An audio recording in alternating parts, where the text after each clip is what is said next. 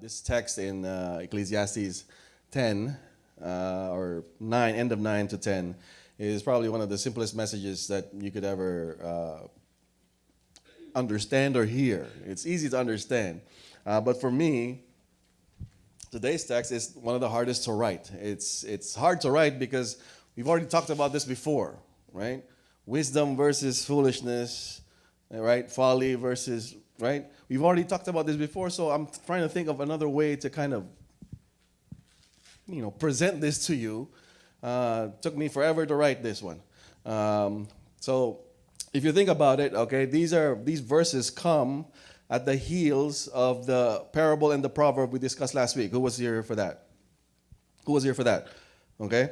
We've discussed parable and proverb last week. If you can still remember the application that I drew out from the parable of the poor wise man, remember, who was in this city that God besieged.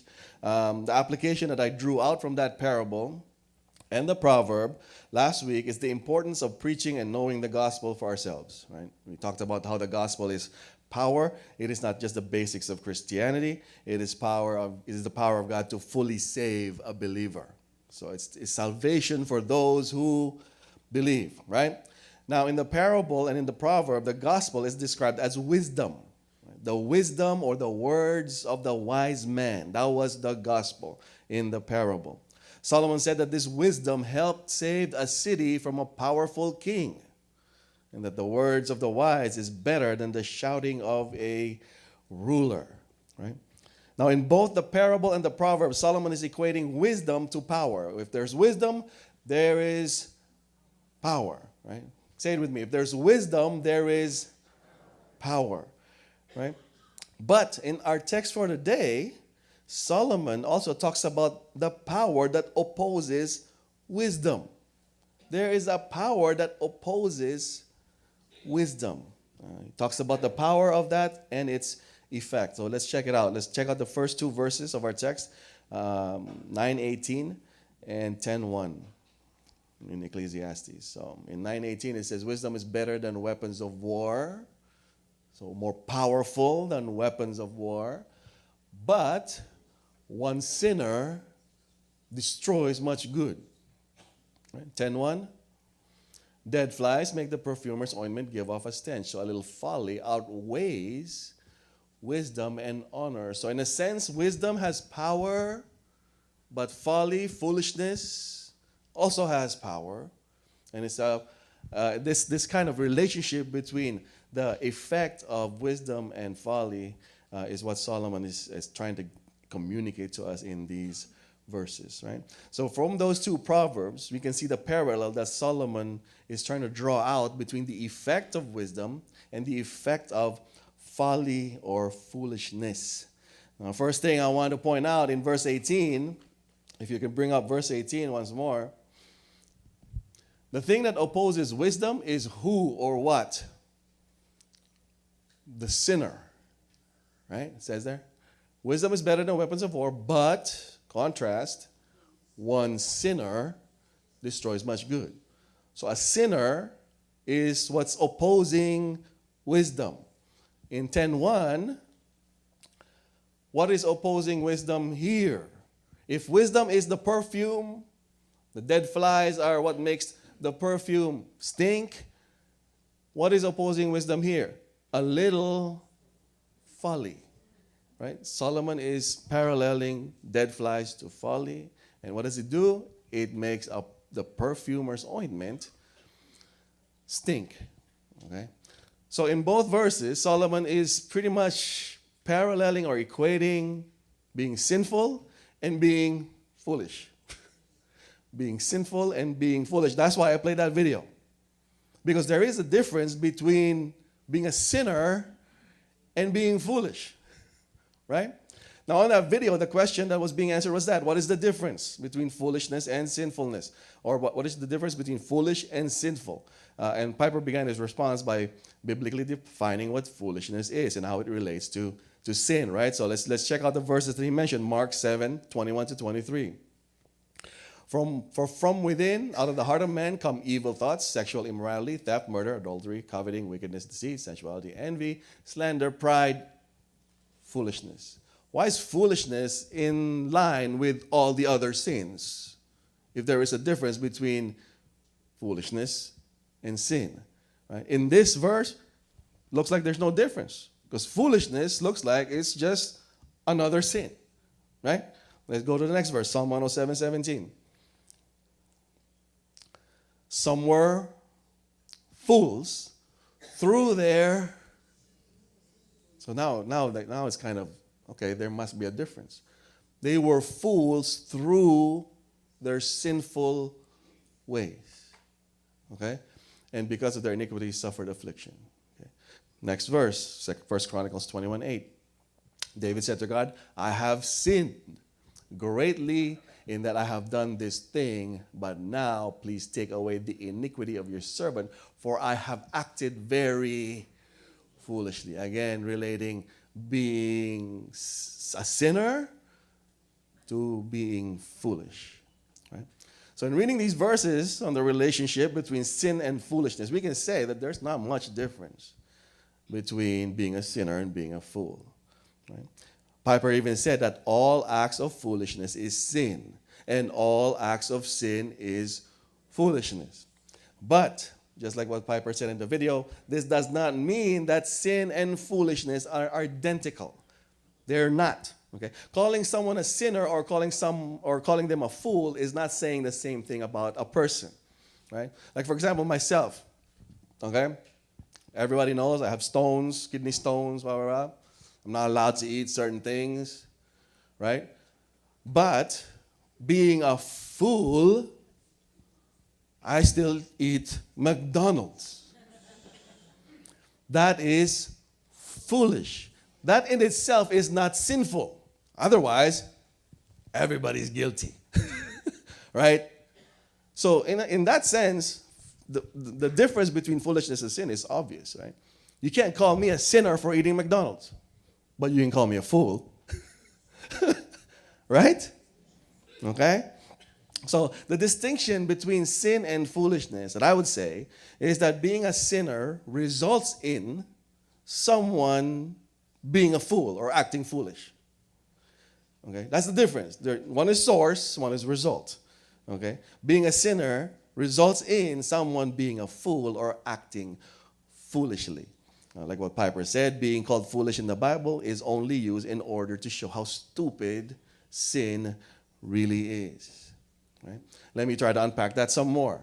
Okay? In relation to God, a sinner is someone who misses the mark. That's the definition of the word sin in the Bible. The Greek word for sin in the New Testament is the word hamartia.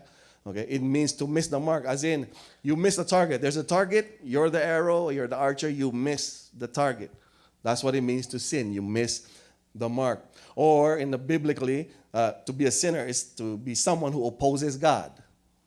If you oppose God, you're a sinner because God is the mark. You miss that. You oppose that. You're a sinner. Or in Romans 8:7, it is someone who is hostile to God. You know what hostile means? Angry, like hostile, angry at God. That's what biblically means to be a sinner. Now, what makes being a sinner foolish? What makes being a sinner foolish? If you think about, again, biblically and how us sinners relate to God, being a sinner is foolish because of who God is. Okay, what do I mean by that? What do I mean by that? First, it is foolish to oppose God as a sinner or be hostile towards God as a sinner. Because if you're a sinful human being, you're no match for God to begin with. So why oppose? That's foolish. That's like, you have kidney stones and it's going to hurt, but you still keep eating McDonald's. That is foolish. Same thing with us trying to go against God. It's foolish. We're no match, right? We're a dot compared to God. It's like an ant trying to challenge an elephant to a fight. It's foolish, right? Or it's like trying to swim in the ocean in the middle of a hurricane. Because, no, I can swim because I'm a good swimmer. I can swim in the middle of a... That's foolish. You are no match for that. And that, if you think about it, all these things are just God's creation. They're not even God himself, right? So it's foolish in that sense that you are trying to match up or trying to oppose an all-powerful being, creator of the universe like God. It's foolish, right? Or staring directly at the sun. That's foolish. Some people do that. Waiting for the eclipse. I don't need glasses. They end up blind. They're foolish. They're no match for the sun. That's one way of thinking about this. Foolishness in terms of us and God.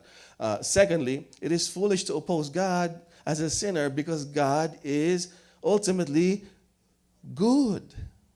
And God is love. Why would you oppose somebody who wants to love you more than anybody else in the world? That is foolish, right? It's like turning down a lifetime supply of tax-free income because you'd rather work for minimum wage. Foolish, right? Who would do that? Would you? Anybody here? Tax-free income for your life. Who would turn that down? Only the fool would, right? Because it doesn't make sense. That's good, right? And God's saying, this is me. I'm good. I'm loving. It is foolish of you to miss that mark and go somewhere else, right? It's foolish. So now going back to our text, I think that the reason that Solomon parallels being a sinner to foolishness in the verses that we read in 9:18 and 10:1 is because there is this close relationship between foolishness and sin. Right? And Solomon draws out this relationship. Right? And not just in its differences, but also in its similarity. There's also a similarity when it comes to the effect of foolishness and sin that we see in those two verses. Like in 9:18, Solomon, in reference to peace and salvation that was brought about through wisdom of the poor wise man, okay, he contrasts that by saying one sinner was able to destroy much good. So if the poor wise man was able to solve or able to save one city, the whole city, a sinner can also destroy much good, right? In 10:1, Solomon parallels what he said in the previous verse by saying that dead flies make perfume stink, that no matter how fragrant a perfume may be, if you put dead flies in it, it's going to ruin its fragrance. So from Solomon's perspective, foolishness and sin has this negative effect on something that is good. So anything that is good, whether it be peace, whether it be a perfume, when you put foolishness in it, doesn't matter how small an amount, it's going to ruin that good. Okay? Where do we see that? In the Bible. Okay? So just to make sure we're on the right track here, I want you to see that anything that Solomon says here has to correspond with other biblical texts. Otherwise, not going to work. The Bible cannot contradict itself, right? So where do we see that? Where something that is good was ruined by this one little thing that was bad or foolish or sinful. Check out Romans 5:17-19. For if, because of one man's trespass, death reigned through that one man. Who's that one man that we're talking about here? Adam, right? Much more will those who receive the abundance of grace and the free gift of righteousness reign in their life through the one man as well, Jesus Christ. So same thing that Solomon is talking about. One man with wisdom saved the city, but one man can destroy it, right? Here, Adam was that one man who destroyed pretty much God's good creation. Right? Everything that God created was good. How was it destroyed? Through that one man's trespass, right? So here we can see the effect of wisdom and the effect that of foolishness or sin. So in Jesus, through wisdom with obedience, many were made righteous. But in Adam, through folly with disobedience, many were made sinners. So one man affected a lot, even up to today, right? One man in the ointment destroyed something that was good, right? That's how we see how foolishness and sin affects something that is good. Now, what does this proverb look like in reality? What does proverb look like practically or in the world? Let's begin by, let's look at countries and governments, right? That's the highest form of society. Okay? How can one man mess up the lives of millions of people? There is. Check out this commentary.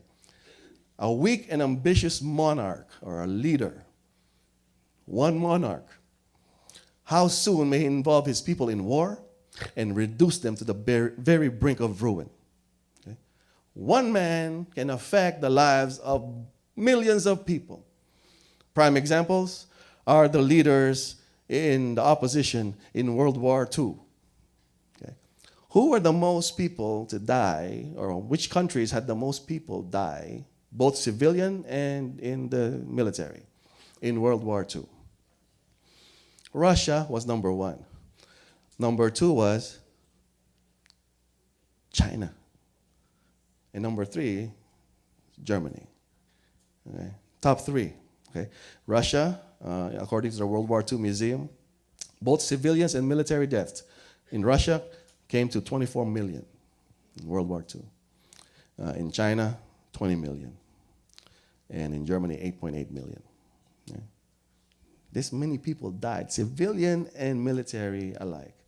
Now, who were the leaders of these countries at that time? Russia, who? Stalin, one of the greatest dictators of all of history. In China, who? Mao, right? And in Germany, Hitler. Okay? He was the most popular, but he wasn't the one that lost the most people. He wasn't the craziest one of all of them. The craziest one was Stalin, right? So one man affected the lives of millions because of this one man's ambition and weakness, as the commentary said. It affected the lives of millions of people. Okay, not just affected, but killed millions of people. So we can see that through the weakness and ambition of one man, many were made to suffer and even die. Okay? So that's in a country government level. Let's bring it closer. Okay? What about in your own homes? Okay? What about in our households? How does the foolishness and sin of one person affect those in the family? One commentary says this: what confusion is brought into any house by an imperious or domineering husband, a contentious, argumentative, combative wife, or an undutiful, stubborn child. Instead of love and harmony, there is little else than brawling and quarreling, so that the very sight of each other, which ought to call forth all the tender emotions of their hearts, excites nothing but enmity and disgust. A domineering husband, a husband who just won't listen, who thinks that because he's the husband, his word is law.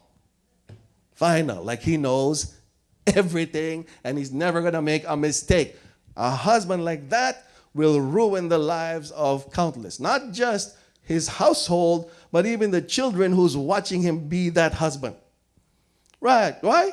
Because that child is going to go, oh, that's what it means to be a husband. Okay, I'm going to do that too. Domineering husband. A contentious, argumentative, combative wife. It's not just the husband, even the wife. A wife who won't stop yammering. You put one of those in the household, a wife that won't listen, a wife that even though she knows she's wrong, just won't shut up. Any wife like that here? You won't raise your hand, obviously. Obviously not, right? You put one of those in the household, what? Our household is going to be torn to pieces, right? That's not how God designed it to be. And even an undutiful, stubborn child. Some divorces happen because of children. Because the child is stubborn and because the husband and wife don't agree when it comes to discipline. Right? The husband tries to discipline. The wife says, no, no, no, no. My child. Protect, protect. What happens? Divorce. Right? through one person, the lives of the whole household is affected, right? And if you think about it, if you just focus on the husband and wife, the children are mostly affected, right, by it. And without God's grace, these children are prone to repeat history. And if they do, their children are prone to repeat history, and then the cycle just keeps going over and over and over. That's why I say it doesn't just affect the household that you currently have now. It'll affect the future households of your children. Right? Everybody still with me? Okay. Don't get angry. Bato-bato. Marami pang bato.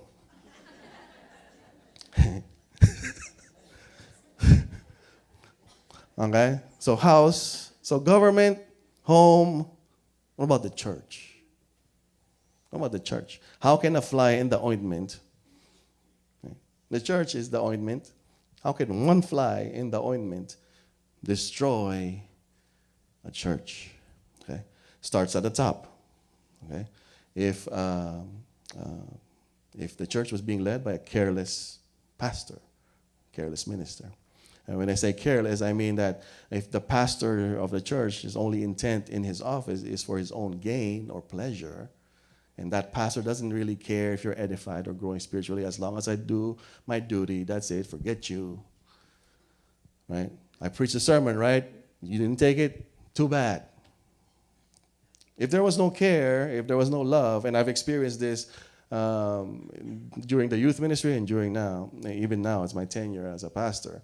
If you don't start loving the people that you're ministering to, then there will be no growth. People just don't grow if you just go there like it's a job. You know what I'm saying? You have to be available. You have to be, you have to be able to contact you. You have to be able to empathize with people and sympathize with people. And but if there's somebody is already asleep. Okay, if there is no care in a minister or a pastor, okay, if his only gain is for pleasure and his own gain, then how many lives will be affected? A lot of people, right? That's why the Bible also warns that you shouldn't be teachers because you're affecting a lot of people when you teach. So I'm just a pastor. If you're a teacher, if you're a Sunday school teacher, elder, whatever, then you shouldn't be that if you don't care about the people that you're ministering to. It's going to affect their lives. And again, that kind of foolishness and sin of one man affects many in the church. What else? This next one is called the silent church killer. What is the silent church killer? Or who is the silent church killer? One commentary says, there is yet one more character that we shall mention, whose conduct indeed is less extensively destructive, but not less injurious to those within his or her sphere. We mean the scoffer. Who is the scoffer? Same commentary describes the scoffer as one who brings no disgrace upon religion because he makes no profession of it. So the scoffer is not even a Christian, but he goes to church. Okay. Will you know who this person is? No, because there's a lot of non-Christians that go to church professing that they are Christians. So this scoffer brings no disgrace upon religion because he makes no profession of it, nor can he greatly impede his progress in the world because he is not invested with authority or influence. So he's not only non-Christian, but professes that he's not in leadership. So he's out of the view of a lot of people. He's in the background, just walking around in the background, seeing who he can scoff at. So you won't know who this person is until he or she scoffs at you, right? Last sentence. But perhaps there is some relation, some friend who he can discourage by sneers and ridicule, if not also by menaces and actual unkindness. So this person, probably not a Christian, not in leadership, so he's pretty much undercover in the church. What's his job? To divide and destroy. Right? How? By discouraging by sneering, by ridiculing, by menacing, by showing acts of unkindness to the people in the church, especially the most vulnerable people in the church, the weak ones who thinks that being a Christian means to be nice. Jesus was not nice. He was kind, but he wasn't nice. Right? Remember what he did in the temple with all the money exchangers? Is that nice? Yeah, if you put him nowadays, he would be politically incorrect. You shouldn't have done that. You should have asked them to leave, peacefully and quietly. Why turn tables? Right? In this day and age, that would be seen as rude and obnoxious and, politically incorrect. But no, in that, Jesus, no, this is my Father's house.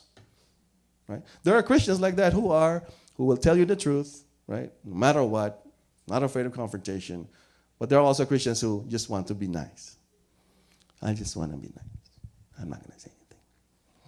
These are the ones that the scoffers will scoff at. Because you won't say anything. Right? That's why I keep saying, say something, but say it in love. But you got to say something. You can't just be letting people scoff at you, and you know it's not true, right? But say it in love. Say it so that you can restore the scoffer. That's our purpose, right? But don't just sit there and take it, right? So who are these scoffers in the church? Scoffers are the gossips and the slanderers, the people who are in the background. Okay? These are the people who come up to you and say, oh, you know what? I have something to tell you. And those of us who like hearing that stuff, oh, yeah, what is it? Fuel for the scoffers, right? And I always say, if you hear something like that, my response would be, okay, who are you talking about? Oh, that person. Okay, let's call that person and you tell him yourself. Why you got to tell me to tell somebody else? Tell him yourself, right? You see how fast that scoffer just leaves, right? Because that's what they do. They just say something. I heard about this. I heard about the... Always whispering. Always like, just me and you. I don't tell anybody else. It's between me and you. Always like that, right? And people still keep falling for it. Okay, what is it? Stop fueling the scoffers. They are the silent killers of the church. People laughing. These guys are the silent killers of the church. Right? Some of them are probably not even Christian. And they don't want to mess around with leadership. They don't want to serve. They don't want to be public. They don't want to be seen. Because that's not their job. Their job is just to criticize and destroy. Right? So don't give fuel to it. If somebody approaches you like that, just tell them, okay, if you can say that to me, say that to the person that you're talking about. And that should stop whatever the scoffing is going on, right? Scoffers are people who hit you behind your back, but are smiling fools when you're face to face. Yeah. Wow. It's true. When you face these people, they're like, how are you, brother? Bless you, bless you. And behind your back, they're saying all these kinds of things. It's, right? Slandering and dividing the church, gossiping, break up the church. This is the silent killer of the church. And again, usually it starts with one person. And its effect is on the majority of the church. So from Solomon's point of view, the effect of one fool, one sinner, is tremendously damaging. It can cause physical death, spiritual death, and even divide and kill a church from the inside. But as we saw in the parable, the effect of one poor wise man is all the more powerful. Right? That's Solomon's point, that wisdom has more power than foolishness. Right? If the fool and the sinner has the power to destroy, then the wisdom of the poor wise man has the power to restore. But if you read the text, it looks like folly is stronger than wisdom. Right? Read it. Read it again. Wisdom is better than weapons of war, but one sinner destroys much good. And then in the chapter 10, verse 1, dead flies make the perfumer's ointment give off a stench. So a little folly outweighs wisdom and honor. Is that true? Is the power to destroy greater than the power to create and restore? No. Think how much it takes to, okay, let's do World War II, Hiroshima. That village in Hiroshima took the people there probably thousands of years to establish. Right? And it only took that much, one drop of a bomb to destroy it. Does that mean that the power to destroy is more powerful than the power to create? No. No. It takes a whole lot of power to create than to destroy. Right? Prime example. When Eli was starting to read, we were teaching him how to read. So me and my wife, every day, A, B, C, D, E, teaching him how to read. So he was able to read at, I think, 2, 3. He was able to read words at 3 years old, before he went to school. So we're like, yeah, very good. So he encouraged. It took months and months of encouraging and teaching and months of all that for him to just read a few words.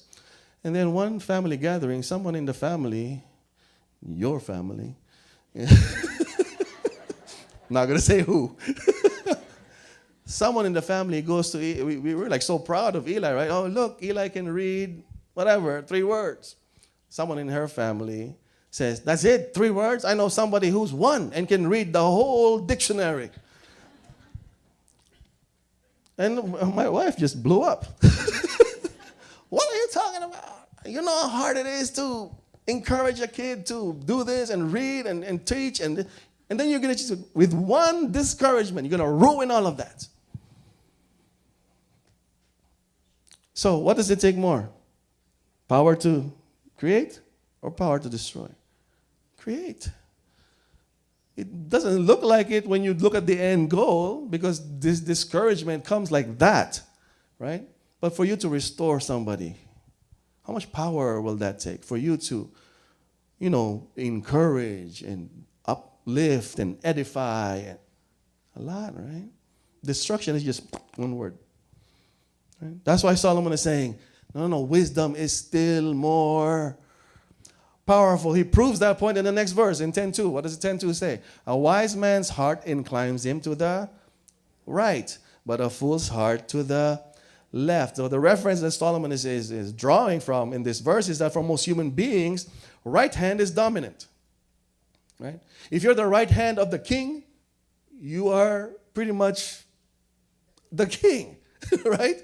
So right hand is dominant for more human beings, mostly stronger than the left hand. That's what Solomon is trying to infer here. Right? So if you were to spiritualize this verse, it's saying that the wise man tends to go to wherever is stronger or whoever is stronger. That's wise to do. Right? And the fool tends to go to the opposite, wherever the stronger is not. That's why they're called fools. Right? So the wise man knows that there is no one more powerful than God. Right? So I'd go there. But the fool, well, God, who? I go this way. That's what Solomon's trying to infer here. That's why the fool in Psalm 14:1 says this. To the choir master of David, the fool says in his heart, there is no God. They are corrupt, they do abominable deeds, there is none who does good. That's foolish to say that there is no God, because it's evidence of God everywhere. And for you to say, no, there's still no God, I don't care what evidence lies in front of me, you're being foolish. You're missing the mark. This is why sinners, those who miss the mark, those who are hostile towards God, are foolish. God's power is on display. Only a fool would miss the evidence of how powerful God is. Check out how Paul lays it out in Romans 1:18-23. For the wrath of God is revealed from heaven against all ungodliness and unrighteousness of men, who by their unrighteousness suppress the truth. Remember that phrase. These people who are unrighteous, ungodly, they suppress the truth. You know what suppress means? Hold it down, right? To suppress it. They know it's there, but they just don't want to believe it. They suppress it. Keep going, 19. For what can be known about God is plain to them. They know it because God has shown it to them, 20. For his invisible attributes, namely his eternal power, divine nature, has been clearly perceived ever since the creation of the world in the things that have been made, so that they are without excuse. Everything's been laid out for them. For although they knew God, they did not honor him as God or give thanks to him, but they became futile in their thinking, and their foolish hearts were darkened. 22. Claiming to be wise, they became fools. They went to the left. Okay? 23. And exchanged the glory of the immortal God for images resembling mortal men, birds, and animals, and creeping things. That's why it's so foolish when you see people worshiping a tree or something that they made, or right? I remember one of my dad's stories in the Philippines where they have the Black Nazarene. They marched the statue, right? So they were marching the statue, and the statue of Jesus, the black Jesus. And they were marching it across whatever street it is in their barangay or whatever. A tree branch caught the hair of the Nazarene, took it off. So all of a sudden, the Nazarene was bald. So imagine the chaos with these people carrying this. I'm not making fun of them. It's foolish, right? Then they have to go back to the whatever town that they left the hair from in and put it back on the thing. And I even saw some people trying to put out the fire when their statue came on fire. Why are you the one saving your God? Isn't that foolish? Right? That's foolish.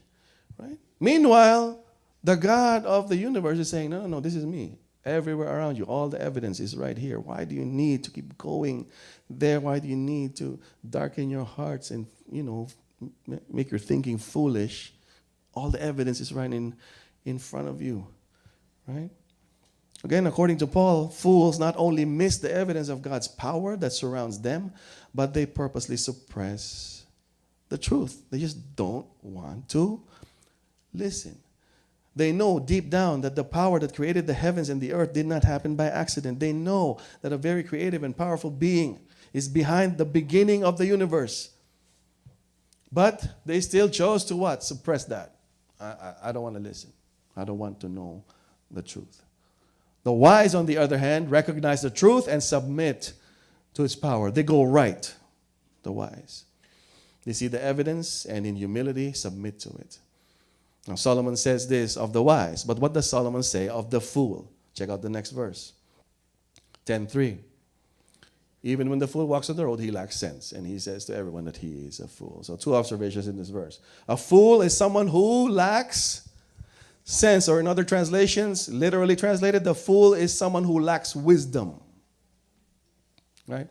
In everything the fool does, the fool shows everyone why he is a fool. In the lack of wisdom, which he does things. Right? He's proud of being a fool. Someone once said, all human beings know how to pick their nose, but only the fool doesn't know when.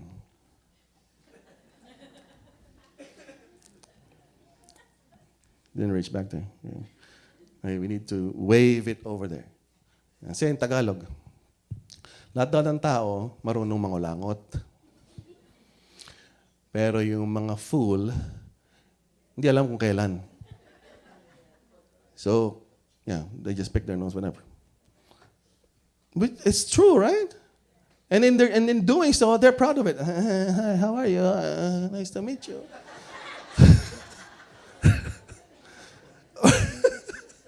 And they're even proud of it. They even display it. They display it to everybody. I'm a fool. That's what Solomon is saying here in verse 3. That's the first observation. The fool lacks sense. Second observation. The fool thinks everyone else is a fool. Read again, 10:3. Even when the fool walks on the road, he lacks sense. And he says to everyone that he is a fool. Now, when you read that, it looks like he's talking about himself, right? But literal translation of this verse says that he says to everyone that everyone is a fool. When he says he's referring to somebody else. Right? So the fool not only lacks sense, he thinks everybody else is a fool. Right? And this is more dangerous than just lacking sense, right? A fool thinking that everyone else is a fool pretty much won't listen to anyone else. Because we're all fools, right? If I'm standing here and you think I'm a fool, why would you listen to me? And that's the fool that Solomon is talking about, right? A fool thinking that everyone else is a fool is pretty much won't listen to anyone else. A fool like this is beyond help, because not only is foolishness reigning in his mind, pride is reigning in his heart. That's why he's so proud to be a fool. He displays his foolishness everywhere he goes, right? But thanks be to God, even though a fool like this is beyond help, they are not beyond the saving power of the gospel. Right? We saw this in the movie night. Okay, if you were here for the movie night, I hope people will come to the next movie night. But in the movie night, we saw a movie called The Case for Christ. Right? It's a true life story of Lee Strobel, a reporter for the Chicago Tribune. Strobel was a self-proclaimed atheist when his wife turned to Christianity. Okay, his wife became a Christian. In his disappointment, he went out to disprove the validity of Christianity by gathering evidence against it. So he went from town to town, called doctors and lawyers and theologians and everybody, Christian and non-Christian, just to prove that Christianity is false. What did he find? All he found was evidence for it. He found that all evidence points to the foundation of the whole Christian religion, which is the death and resurrection of Christ. That's what he was trying to disprove to begin with. But he found evidence for it. And it was obvious that, yes, Jesus died. He even talked to a doctor. He even talked to, right? But in his sinful foolishness, he suppressed it. He still didn't want to believe, even if the evidence was right in front of him. But God, in his grace, saved Strobel by showing him that sometimes the evidence does not tell the whole truth. How did he find out? His dad, Strobel's dad, passed away. Now, throughout their relationship as father and son, Lee Strobel was convinced that his father did not love him because of a lack of evidence. Because his dad never told him so, or because his dad never hugged him or, bought him presents. So he thought, but because of the lack of evidence, that there was no love. But on the day that his father died, his mother showed him that even though his father was not good at showing his love for him, he loved him so much that he was so proud of his son that he collected every article that Lee Strobel ever wrote. That's how he found out, it's not really all about evidence. If we were to look at evidence in terms of God loving us, there's only one place to look. It's that, right? But for a lot of people, we look at this. We look at health and prosperity. Right? If there's no health, wealth, prosperity, God doesn't love us. Is that true? No, because none of those things matter without this, right? That's why I kept saying on the sermon before this one, in order for you to sustain faith, in order for you to keep believing all the way up to the end, you need to keep looking at God's love through the cross, right? That's the evidence. Don't look at a big house or a nice car or jobs or good relationships, happy marriages. No, because once your marriage fails, what are you going to say? God doesn't love me. Once you lose your job, what are you going to say? If that's the basis for the evidence of God's love. God doesn't love me, right? Strobel was the same thing. He thought that evidence was it, but he was well awakened to it by the grace of God that, listen, all you have to do is look to the gospel. Look to the cross. That's all the evidence that you need. And because he did collect physical evidence that proves that the cross was real, he was like, that's it. I'm checkmate. I believe. And he went on to become a pastor. Now he's a professor at a seminary in Houston. Right? So what do we get from all this? Right? God, through the power of the gospel to save, can save even the foolish sinner. Right? He can do that for Lee Strobel. Even though he was trying to suppress the truth, he saved him anyway. because of how powerful God is. And those of us who are still trying to wrestle with this with Christianity and whether or not to believe or not, whether or not God is powerful or not, stop acting foolish. It's your sin that's causing you to act foolish, right? It's your sin that's that's causing you to act foolish when you think Sunday worship is not important. It's foolish. How are you going to feed yourself? Let me ask, who here feeds themselves every week during weekdays in terms of Bible reading and prayer? A lot of people. Let me say less than 10%. What about the rest? Sometimes for most of us, this is the only time we get feeding. Right? And then you go out and say, oh, you know what, I can miss the Sunday here, Sunday there. Meanwhile, you're dying inside. Foolish. Right? It's foolish. I'm not saying that you should be here every day. Don't miss a Sunday. But I'm just saying you should put a sense of urgency, a sense of importance when it comes to your spiritual feeding. Okay? If you don't do it at home, then you got to have it somewhere else. And we're here as a church to help. Right? We're here as a church to edify, to help you grow. So don't. It's foolish to come here and just sleep the whole service. Yeah, it's foolish, right? You're wasting your time. Right? But, again, I believe that God, through his power to save, in his wisdom, is able to save even the most foolish of sinners. And how does he do it? Through the power of the gospel. Okay, the power of Christ. Oh, somebody's alarm is off. I have to end. Somebody's alarm just went off. Okay, so remember this, okay? The gospel is not just the news that the news of what Christ did 2,000 years ago. The gospel is the power of God to save even the most foolish of sinners like you and me. Okay, so those of you foolish sinners, stop running, right? You're no match for God, and you're running away from the greatest good you're ever going to experience.